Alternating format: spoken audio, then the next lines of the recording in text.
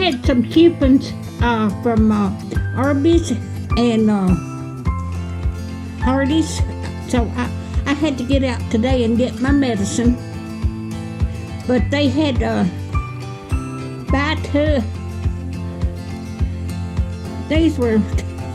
I had 2 coupons on it. These two.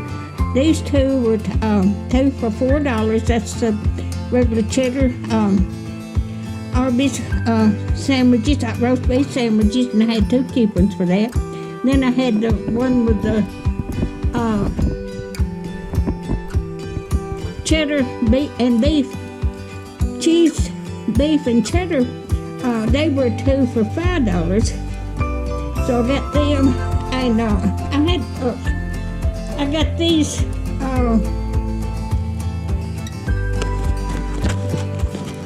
These were the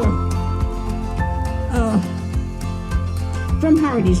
I had to give regular price for these, but I have got enough for 8 days.